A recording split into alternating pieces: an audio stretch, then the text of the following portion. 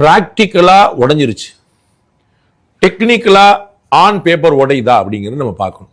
இப்போ காலையில் 17 எம்எல்ஏக்கள் மொத்தமாக 47 அதிமுகவுக்கு தனியாக இரட்டலை சின்னத்தில் வென்றவர்கள் இருக்கிறாங்க. ஸோ 47ல் 17 வந்து நாங்கள் எல்லாமே திரு தளவாய் சுந்தரம் உள்ளிட்ட மற்றவர்கள்லாம் வந்து நாங்கள் வந்து திரு எடப்பாடி பழனிசாமி அவருடைய தலைமையை ஏற்கிறோம்னு சொல்லிட்டு நேரடியாக போய் அவங்க வந்து சபாநாயகர் அண்ட் சட்டமன்ற குழு தலைவர் சட்டசபை செயலாளரை பார்த்துட்டு அவங்க கொடுத்துட்டு வந்துட்டாங்க. இப்போ சாயந்தரம் நம்ம பேசிக்கிட்டு இருக்க தருணத்தில் திரு சி வி சண்முகம், திரு தங்கம் வேலுமணி தலைமையிலான குழுவினர் போய் அவங்க வந்து வேற ஒன்று சொல்றாங்க. 30 எம்எல்ஏக்களுடைய ஆதரவு அவங்களுக்கு இருக்காது. ஏன்னா 47ல் 17 பேருக்கு போய் சொன்னாங்கன்னா நமக்கு வந்து புரிஞ்சுக்கிறது 30.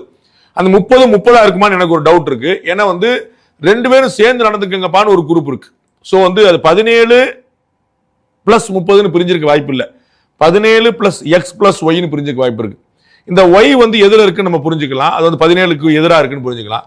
இந்த X வந்து பாத்தீங்க அப்படின்னா 2 பேரும் சேர்ந்து இருக்குன்னு சொல்லியிருக்கு. ஸோ அவங்க வந்து இந்த பக்கம் போகலாம் அந்த பக்கம் போகலான்னு தெரியல. அந்த பக்கம் போனாலும் எதிர வந்து ஒரு வலுவான டீம் தான் இருக்குது. அது வந்து கட்சி தாவல் தடை சட்டத்தை தாண்டி நிற்கிற அளவுக்கான ஒரு நம்பர் அங்கே வந்து சேஃபாக நிற்குதுன்னு நம்ம பார்க்குறோம்.